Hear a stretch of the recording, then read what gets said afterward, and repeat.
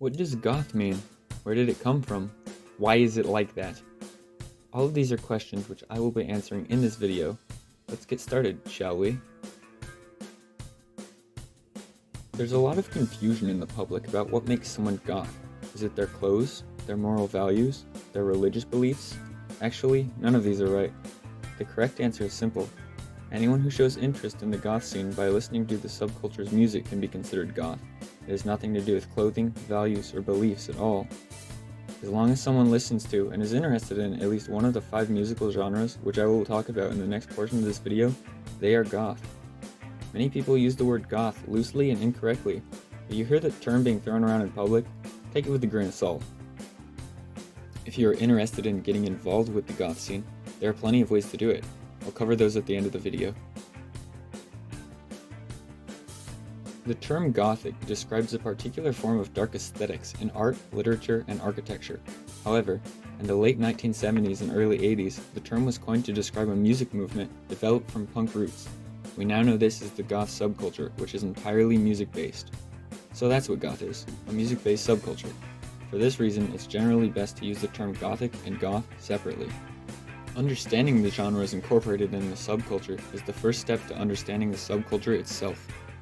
Genres of goth music include, and are limited to, Gothic rock, Deathrock, Darkwave, Coldwave, and Ethereal wave. If you don't know any of these genres, I'll explain them briefly. Gothic rock is best defined as a combination of post-punk, glam rock, and hard rock. It often leads on dance percussion beats, driving bass lines, jingly guitar distortions, dramatic vocals, dark scales, and reverb or delay. Here's a short example. I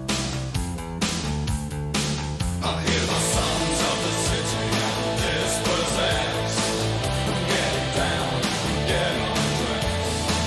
We're getting ready for you and me. We got the kingdom, we got the king, we got the empire. But now as then, we don't doubt, we don't take direction. Lucretia, my reflection, dance the coast with me. Deathrock is a subgenre of punk rock that draws heavily from the sound and aesthetic of Gothic rock. It's guitar-driven, usually using scratchy or echoing guitar effects instead of heavy distortion. Prominent bass lines are common, sometimes surfing as the melodic lead instrument. Drumming can be very punk-oriented or have a decidedly tribal sound. The use of other instrumentation is common in Deathrock, especially synthesizers.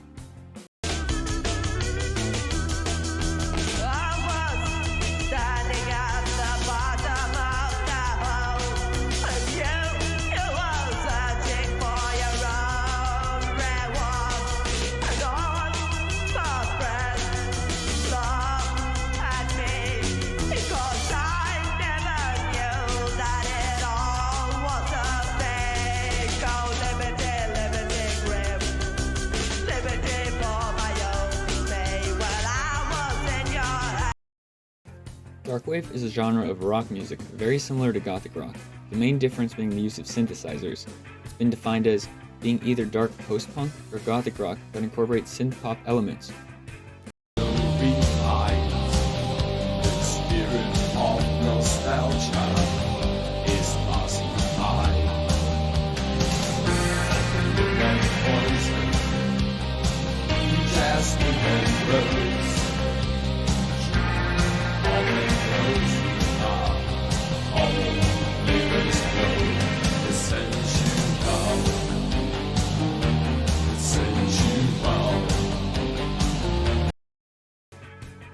Coldwave is a style of post-punk that is heavily reliant on synthesizers. It incorporates slow rhythms, minimal guitar, and depressive tones.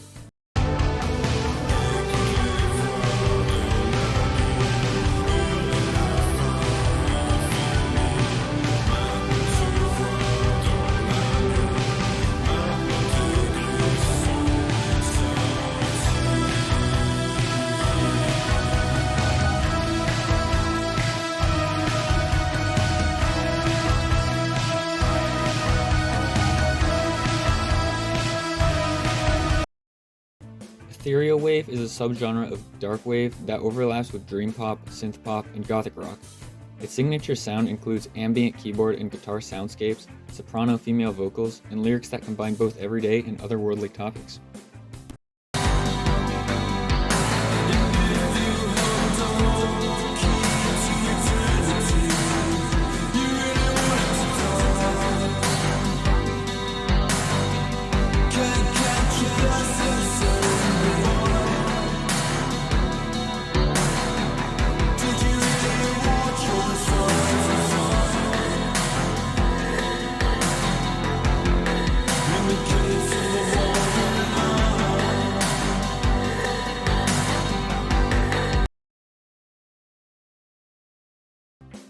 The first goth band is a commonly debated topic in the scene. Many people will say Joy Division was the first goth band, forming in 1976. Others will argue that Siouxsie and the Banshees was the first, forming at about the same time. For those that argue Bauhaus was the first goth band, it's not because they formed before any other goth band, but because they produced the first song that became known as goth. This song is Bela Lugosi's Dead. It was released in August of 1979. I'll be talking about the incredible influence of this song later in the video. So, the goth subculture came around in the late 1970s and early 80s, fluctuating in popularity as time moved on and other subcultures started popping up. Some of these other subcultures would inevitably be compared to goth, most commonly emo and metal, but that's not what this video is about, so I'll leave it at that. The goth subculture has grown quite a bit over time, and with new goth artists continuing to make music and getting a variety of people from all over involved, it doesn't look like the subculture will fall short of members anytime soon. This leads me into the next portion of the video. Goth initially started in the United Kingdom, but quickly expanded to many other countries, most notably France with Coldwave and the United States with Deathrock. Goth bands from many different countries are now popular in the scene. To list a few, Molchat Doma, a Belarusian band most popular for Coldwave, G. Schmidt, a Japanese band most popular for Darkwave, and Hiroshima, an Argentinian band most popular for Gothic rock. Unfortunately, with as many popular goth bands as there are from different countries, many great goth artists never gain traction and slip under the radar. After all, even if goth music is everywhere, it isn't exactly in high demand. So, while it might take a little bit of digging to find a goth artist from the same state, or even country as you, there most likely is at least one. The UK punk scene got boring. Okay, but for real. Just like any other genre of music, the punk genre developed over time, and bands made their own sound, which became known as post-punk, which also developed, and boom! Gothic rock was born. It then became the base of what we now know as the goth subculture. Of course, Deathrock, Darkwave, Coldwave, and Ethereal wave all eventually came along too. Okay, this is technically the final portion of the video. Here, I'm going to go over how some of the most popular goth bands actually influenced the goth scene. I'll be talking about a lot of different music here, and I don't want to play all of it in this video, but I will have it in the description below, so you can listen to all of it on your own if you want to hear exactly what I'm talking about in this section. We'll start with Bauhaus and Bela Lugosi's Dead, as I mentioned in the When is Goth portion of the video. Bela Lugosi's Dead is possibly the most influential piece of goth music. It established a peculiar, startling vampiric image and darkness within the punk scene, which led to the creation of the goth subculture. It accomplished this through distorted vocals and a prominent bass line, backed by a repetitive drumming style. Though the song is also about Bela Lugosi's role as a vampire in the 1931 film Dracula. The instrumentation in this song eventually became the basis for the genre we now know as Gothic rock. Moving on to Joy Division, another band I previously mentioned. It didn't take long for Joy Division to become one of the most influential bands in the subculture, already having some fame with their music in the punk scene. Their music's dark themes, aggressive bass playing, and monotone drumming style quickly became staples of Gothic rock. Unfortunately, Joy Division didn't have a long run. The band broke up after its lead singer, Ian Curtis, committed suicide in 1980. Well, Joy Division broke up. Shortly after they disbanded, the remaining members formed the band New Order, primarily forming the genre of music known as New Wave. Here's one of the most popular bands in the subculture, The Cure. Most people know of The Cure, but they don't know that it actually plays a big role in the goth scene. It was one of the first goth bands to break the barrier between alternative music and mainstream. This was because in the UK it was viewed as a pop band, but in the US it became popular as an alternative band. The Cure introduced somewhat of a darker twist on song lyrics and sound in the goth subculture. A good example of this is their song 100 Years.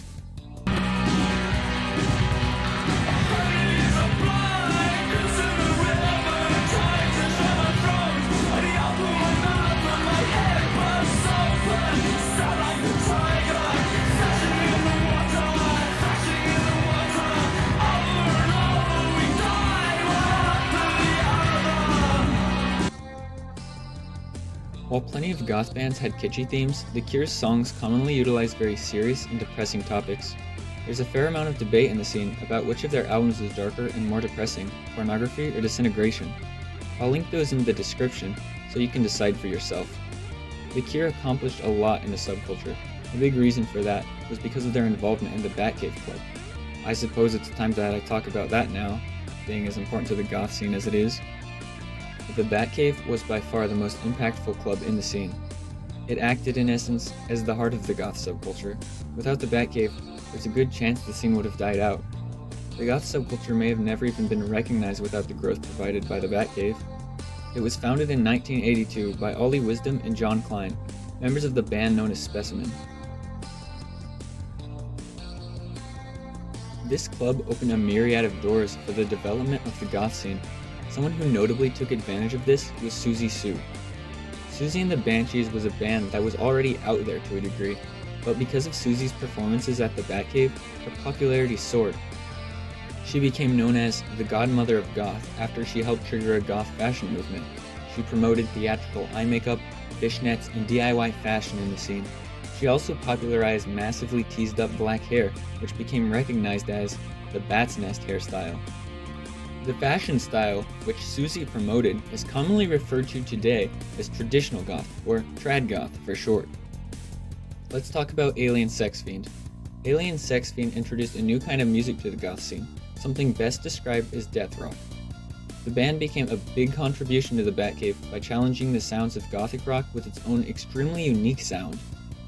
The band's music may be referred to as an abomination of Gothic rock and industrial post-punk clashing with each other. The lead musicians of Alien Sex Fiend are known as Nick Fiend and his wife as Mrs. Fiend. This quote from Mrs. Fiend describes how the genres in the goth subculture have grown. She stated, "As time has gone on, and as the music has broadened, loads of bands that would not have been considered gothic at the time have been drawn into its scope. People like Nick Cave." End quote. Next up, the Virgin Prunes.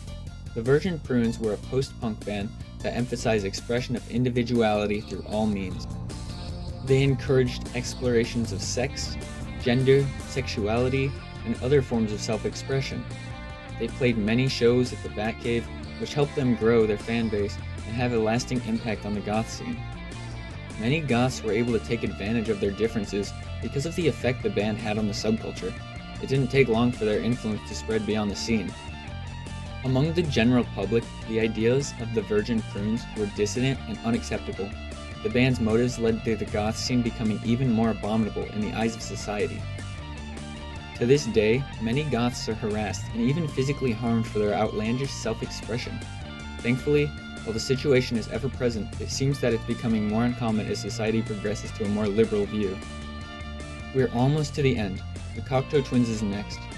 The Cocteau Twins is an obscure band that was formed in 1979. Their music is their main influence on the goth scene. While being closest to Ethereal wave, it doesn't fit neatly into any one genre specifically. It has elements of Gothic rock and Darkwave as well. The Cocteau Twins have played alongside post-punk bands such as The Birthday Party, this being one of the big ways they had gotten involved with the goth scene. After they had started gaining some popularity, they were labeled nothing but a poor imitation of Siouxsie and the Banshees by many journalists. This label turned out to be quite flattering to the Cocteau Twins and even somewhat accurate. The band created a sound that was indescribable with words, making them appear quite distinct from their counterparts at the time, similarly to The Cure, Joy Division, and subsequently, Siouxsie and the Banshees. Aside from influencing the goth subculture through their one-of-a-kind music, the Cocteau Twins were a foundational influence for entire categories of music, most notably dream pop and shoegaze, forms that have themselves found new 21st century audiences. The following influences are pretty simple to understand, so I'll speed up. Clan of Xymox was one of the most popular darkwave bands in the early 1980s. The musical genre darkwave became a big hit in the goth scene, which encouraged more darkwave bands to form. Much of darkwave's growth in the subculture is thanks to Clan of Xymox. Now, UK Decay. This was a gothic rock band that influenced the spread of goth scene, mostly through touring. They did a good job traveling to different places in the United Kingdom, promoting their genre of music and along with it, the subculture. They may have promoted the genre of gothic rock more than anyone else in the early years of the subculture, or at least in different locations. The final band I will be talking about is Skeletal Family. They gained success and popularity quickly after their formation in 1982. they have remained one of the few original Gothic rock bands that continue to tour and influence the subculture with their sound. Some other original Gothic rock bands, as in bands from the late 70s and early 80s, that continue to perform include Bauhaus, The Cure, and the Cocteau Twins. Skeletal Family has had the most lineup changes of any goth band, not retaining any of its original members. It's really interesting to hear how their music has evolved from their early lineups to now. Much like The Cure, Skeletal Family has had a few upbeat songs.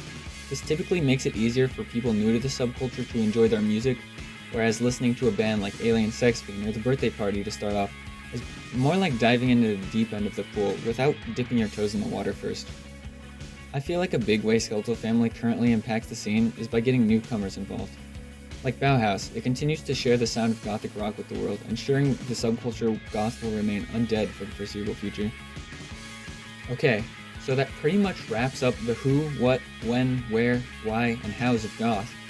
The rest of the video won't be focusing on the history of the subculture. Instead, I'll be explaining how you can get involved with the subculture for yourself, if you're interested in becoming goth. If that doesn't appeal to you, feel free to click off this video.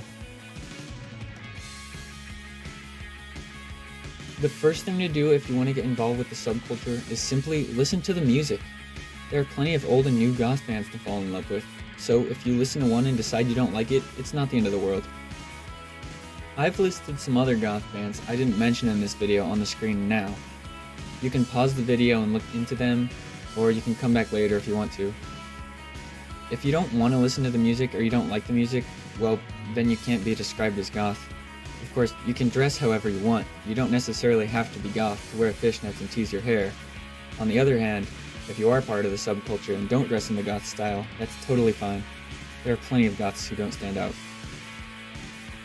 An obvious way to get involved is by going to goth events, things like concerts, goth clubs, and conventions. These can be challenging to find depending on your location, so make sure to keep an eye out if you don't want to miss them. Another good way to get involved is social media. Places like Discord's Gothy server and r/goth on Reddit are generally good places to connect with other goths online. Links to those in the description. I think that pretty much covers it. At the end of the day, getting involved is pretty simple. If you want to learn more, I recommend asking someone via previously mentioned social media. On that note, thanks for watching. I hope you got something out of this video.